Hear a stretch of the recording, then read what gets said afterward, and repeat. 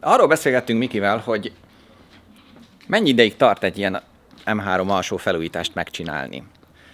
Ugye az egész bazárt szétszerelni, minden alkatrészből a szilenteket kinyomni, csapágyakat kinyomni, aztán lehomokszórni, leporfesteni, visszaszilentezni, visszacsapágyazni, az egészet összerakni, minden hibát kijavítani, bekötési pontokat megerősíteni, ami kis hibát látunk rajta, vagy ami alkatrész annyira el van korrodálódva, hogy nem érdemes visszarakni, azokat kicserélgetni. Ez az egész így mindenestől munka mellett körülbelül egy olyan 1,5-2 hónap lenne. És végül aztán addig fajult a dolog, hogy lehet, hogy meg lehet ezt rövidebb idő alatt is csinálni, hogyha minden megfelelően elő van készítve. Tehát megvannak már szilentezve, csapágyazva, felújítva az alkatrészek, itt van hozzá minden, ami kell, meg vannak rendelve a fékcsövek, szépen elő van készítve. Gyakorlatilag a szétszereléssel, a munkával, az összerakással, mindennel együtt, hát úgy gondoltam, hogy egy ilyen 7 napba belefér. Aztán azt mondta Miki, hogy biztos meg tudod csinálni 7 nap alatt? Mit lehet erre mondani? Fogd meg a söröm! Hello mindenki! Üdvözöllek benneteket a mai videóban, ami egy kicsit rendhagyó lesz, mert hogy nem csináltam még ilyet sem. Vagyis ez így nem teljesen igaz, mert csináltam már ilyet, csak jóval tovább tartott. Úgy kb. 1,5-2 hónapig, nem pedig ilyen erőltetett menetben pár nap alatt az egész. De kellenek a kihívások, így belevágok. Már bent is van ez a főnix sárga gyönyörűség, fel is raktam bakra. Kezdjük gyorsan akkor levenni a hátsó lökhárítót, kerekeket, doblemezeket, kipufogót, hátsó hidat, és így tovább. Ez lesz az első nap, szétbontás, holnap pedig hátsó híd, bekötési pontok, hát nem is tudom, átnézés, azt még valószínű ma át fogom nézni, de holnap lesz majd a javítás, erősítés, és akkor utána elkezdem szépen javítani a rozsdát, ilyeneket. Hátul kezdem a munkát a kerekekkel, utána jönnek a dobbetétek, és a lökhárító levétel előtt kipakolom még a csomagtartót is, az oldalsó kárpitok kivételéhez pedig le kell dönteni a hátsó ülést, de ha már itt vagyok, akkor kiveszem az ülőlapot is, mert a későbbiekben arra sem lesz szükség. Oké, még egy gyors ellenőrzés a padlólemeznél, sajnos elég durván szét tudnak repedni itt belül is, de úgy tűnik, hogy ebben az esetben a nyúlványok elég rendben vannak, nem látok rajta semmi repedést, úgyhogy folytatom tovább akkor a lökhárítóval. Még van egy utolsó dolog, mielőtt lemászunk az aknába, ez pedig nem más, mint a kézifék bovden. Ezt szét kell csatlakoztatni, és akkor nem lesz akadálya a hátsó hídlevételnek.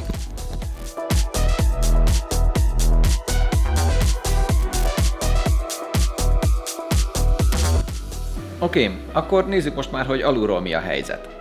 Első ránézésre a hátsó féltengelyek és a lengőkarok is eléggé korrodáltak, de mondjuk egyáltalán nem vagyok meglepődve, egy 20 éves angol autónál mondhatni ez teljesen normális. A diffit Miki mindenképp kicseréli egy felújítottra, mert eléggé búgott és a kihajtások is már lógtak egy picikét, de úgy nézem, hogy a V-merevítőt is ki kell cserélni, mert itt középen elég jól szét van már repedve a rozsdától. Sajnos szintén cserések lesznek a kipufogó alatti merevítők is, mert ezek is annyira szét vannak rozsdásodva, hogy ha elkezdjük őket homokszórni, a végére tuti olyan lesz, mint a szita. Említettem Miki azt is, hogy a kipufogónak van egy kis csörgése indításkor, de egyrészt én nem hallottam, másrészt meg, hogy így megmozgattam, igazából semmi extrát nem találtam rajta. Minden normálisnak tűnik, majd meglátjuk, mi van vele, hogyha szétszedem. Az első csonkálványok is a szokásosak, némi korrózió, semmi extra, lengőkarok, kormányösszekötők, csapágyak, így is úgy is cserélve lesznek, aztán szépen fog kinézni a végére. A burkolatok is jónak tűnnek, ma jó lesz egy alapos tisztítással. A kipufhoz különösebben nem fogok nyúlni, mint látjátok, sajnos a hátsó dob roncsolás nélkül nem lesz oldható, ez is eléggé szét van korrodálódva, úgyhogy nagyon valószínű, hogy ezt egyben fogom az egészet levenni.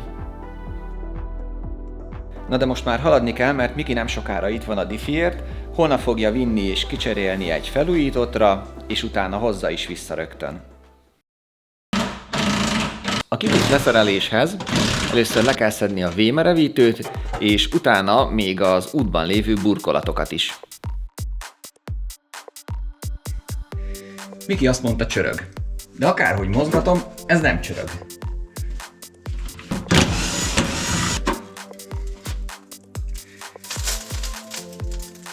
Szerintem ez is kuka.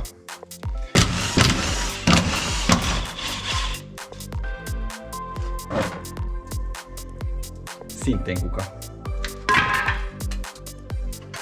Ember. Ki rakta ezt össze? Ó, de jó még.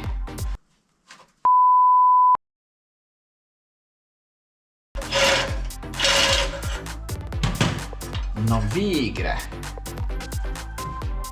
A kipuf leszedése végül egy nagy szívás lett a hátsó dob rezgés csillapítóinál, és aztán még el is maradt a felvétele ráadásul. De ezeket úgy is javítanom kell, úgyhogy a későbbiekben még vissza fogunk rátérni.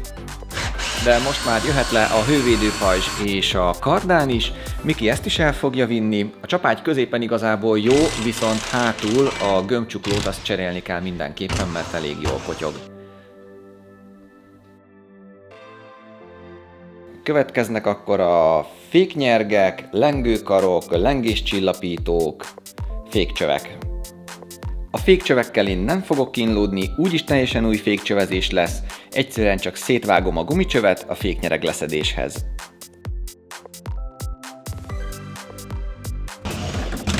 Na még ezt a merevítőt leszedem, és már látok is egy új problémát. Hallod, lehet, hogy azért is kotyogottál, mert ki van a szilented. A kihajtásnál?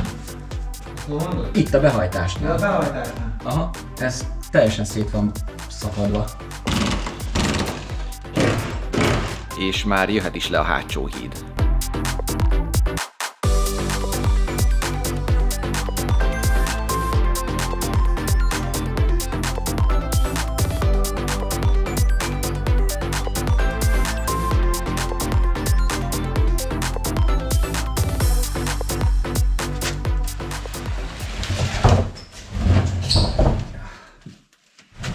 Na, ez is megvan.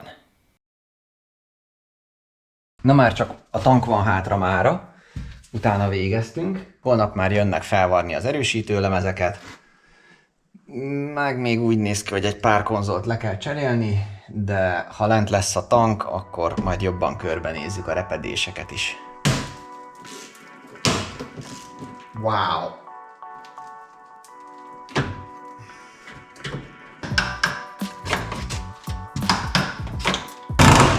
Fú, van baja.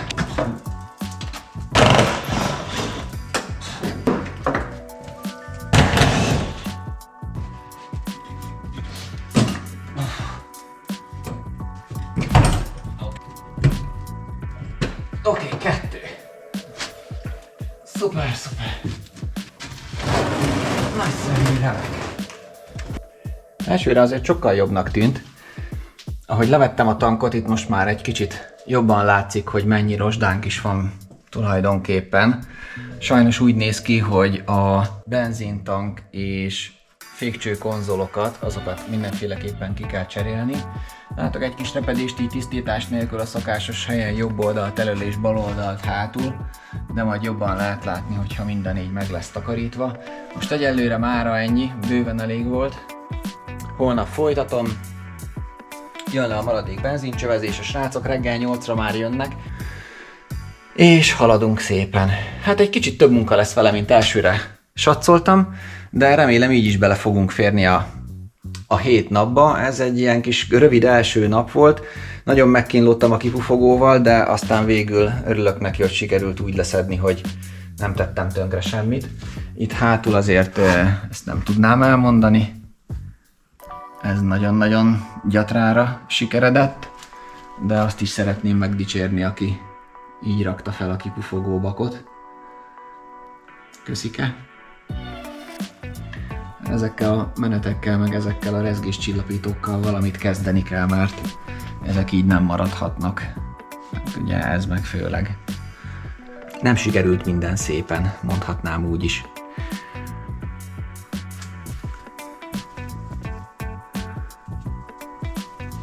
Láttam már szebbet is, láttam már csúnyábbat is. A végére jó lesz, az a lényeg. Az a helyzet, hogy tegnap elég későn tudtam a munkának nekiállni, de sajnos ma is pont ugyanígy jártam. A repedésekkel és az erősítőlemezekkel már réges-rég végeztek, mire hazaértem, így ennek a felvétele is sajnos elmaradt, de igazából nem volt több repedés, csak annyi, amennyit tegnap találtam. Most jönnek az első kerekek, először leszedem a nyomtávszélesítőt, mielőtt folytatom a féknyereggel és a fékcsővel, aztán ha kész, ugyanez a másik oldalon is. Mára a maradék benzincsövezést, fékcsövezést és a komplett első futóművet terveztem leszedni, de hogyha még bírom energiával, akkor valószínű, hogy az egész alvázat meg is fogom mosni, de majd látjuk, most még nem tudom egyelőre. A 10-es jön hátra, a 12-es úgy hátra, hogy jobb hátra, a 12-es meg... Oké, kijön, az meg bal hátra. Rendben. Akkor a 10-es jobb oldali hátsó, a 12-es pedig a bal oldali hátsó. Na már csak ezt kell szétoldani. Kínlódtam vele vagy 3-4 órát azon a szűk helyen, de sehogy nem sikerült szétcsavarozni, úgyhogy inkább kultúráltan szétvágtam a csövet. Miki már intézte a diffi, a kardán és a féltengelyek felújítását, és megrendelte a vadonatúj lengőkarokat, kerékcsapágyakat, szilenteket, mindent, ami a futóműhöz kelleni fog. Kicsit a motortérben is barkácsolni kell, a tankszellőztetőt itt az airbox alatt most már le tudom csatlakoztatni, és jöhet is ki szépen. A gerenda a motor rögzítéshez kell, mert lejön az első bölcső is, az is fel lesz újítva szépen. Az ABS jeladokkal kb. Mindig probléma van. Szeret beletörni a csavar. De eddig jó.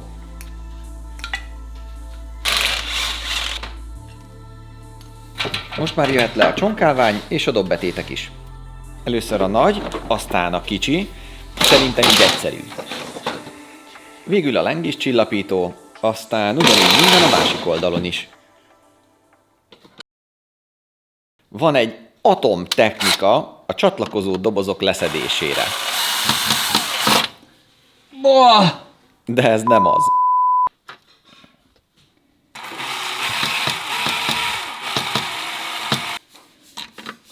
Na így már jobb.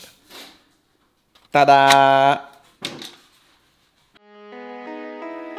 Most pedig jöjjenek azok az ominózus kipufrezgés csillapítók. Ha ezek lejönnek úgy, hogy a menetes szárak nem törnek le, akkor már jó vagyok.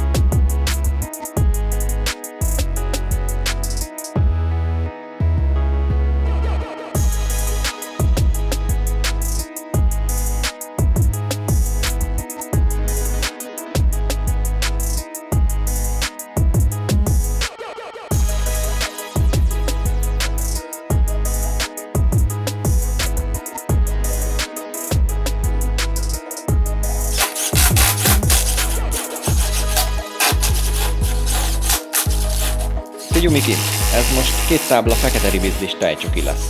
Csak mondom, jó? Az első futóművel folytatom, először jön le akkor a stabilizátor, utána a kormányösszekötők, és a bölcső levétele előtt még szétcsatlakoztatom a kormányművet is.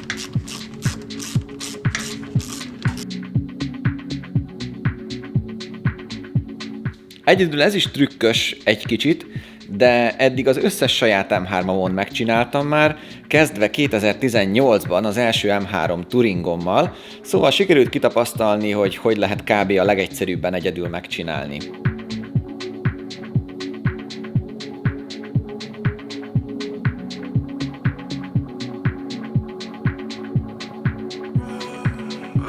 Következő lépés most már a csiszolás.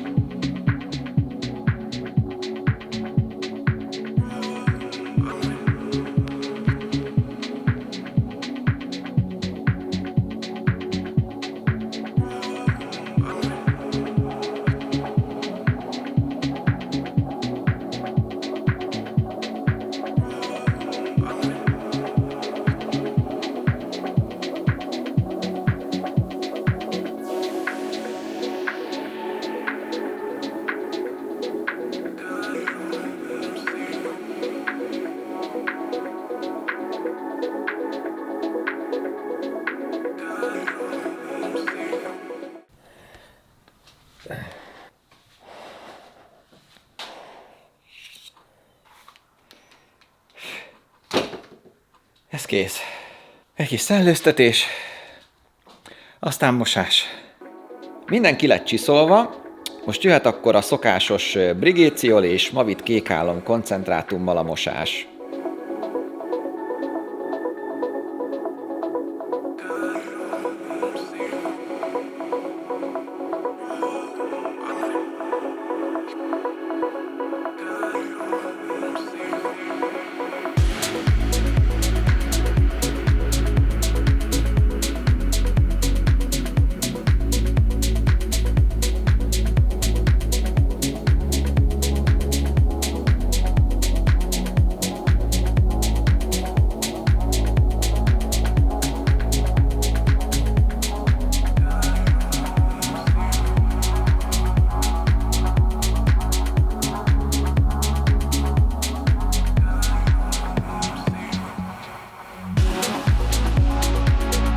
Ma még a passziválás van hátra koranttal. Valaki ajánlotta még régen, nekem bevált.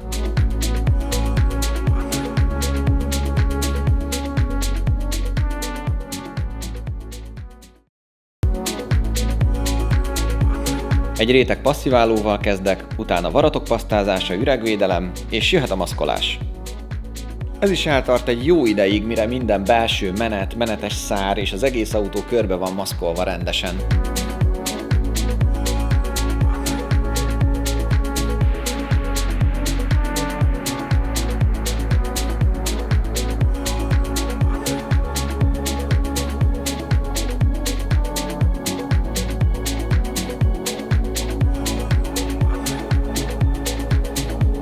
Végre eljött a perc, amire már nagyon vártam, le van maszkolva, azt hittem, soha az életben nem jutok el idáig.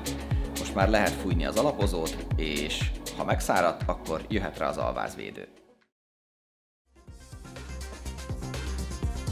Na, hogy a felsőmön most megy tönkre a cipzár. Szerencsére igényesen megoldottam. Csini, mi?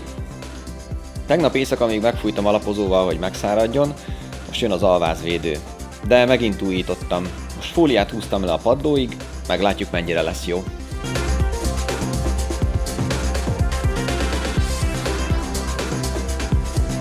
A korábbi autóinnál csak kartonnal vettem körbe alvázvédőzéskor, de az nem volt annyira szerencsés. Úgyhogy bízom benne, hogy a fólia valamennyit javítani fog a helyzeten.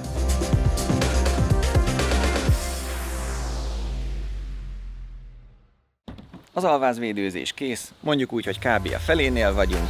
Egyelőre ennyi volt, hogyha tetszett, akkor mindenképp nyomjatok egy lájkot és iratkozzatok fel a csatornára, találkozunk a folytatásban.